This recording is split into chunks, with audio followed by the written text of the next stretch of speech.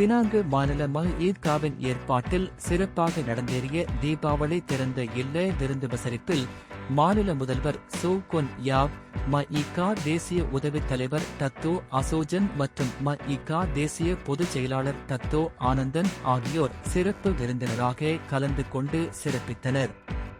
விருந்துபசரிப்பின் ஏற்பாட்டு குழு தலைவர் திரு என் கேசவன் அவர்களின் வரவேற்புரையில் சிறப்பு அழைப்பாளர்கள் மற்றும் கிளை, தொகுதி, மாநில தலைவர்கள் மற்றும் ஆதரவாளர்கள் அனைவரையும் வருக வருக வரவேற்று பேசினார். மாநில தலைவர் டத்தோ ஜே தினகரன் அவர்களின் தலைமையுரையில் பெரிய அளவிலான இவ்விருந்து நிகழ்விற்கு தன்னோடு தோள் கொடுத்து வெற்றிக்கு துணை நின்ற துணைத் தலைவர் திரு கேசவன் அவர்களுக்கும், ஆலோசகராக இருந்து இவ்வெற்றிக்கு துணை நின்ற முன்னாள் மாநில தலைவருமான டத்தோ மு ஞானசேகரன் அவர்களுக்கும் மற்றும் செயலவையினருக்கும் தனது நன்றியையும் வாழ்த்துக்களையும் தெரிவித்துக் கொண்டார்.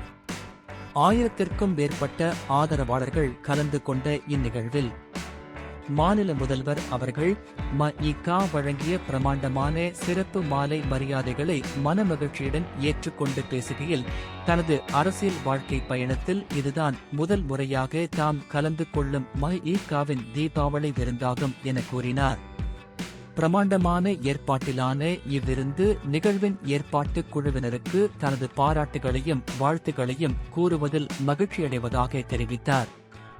இதனிடையே அழைக்கப்பட்ட சிறப்பு பிரமுகர்களான ம.ஈ.கா தேசிய உதவித் தலைவர் டத்தோ அசோஜன், பொதுச் செயலாளர் டத்தோ ஆனந்தன், பாரிசான் மாநில தலைவர் டத்தோ மூசா, இந்து அறப்பணி வாரிய தலைவர் ஒய்.பி.ஆர்.எஸ்.என். ராயர், துணைத் தலைவர் டாக்டர் ஆர்.ஏ. லிங்கேஸ்வரன் மற்றும் பல பிரமுகர்களுக்கு மாலை அணிவித்து மரியாதைகள் செய்யப்பட்டன என்பது இங்கு குறிப்பிடத்தக்கது.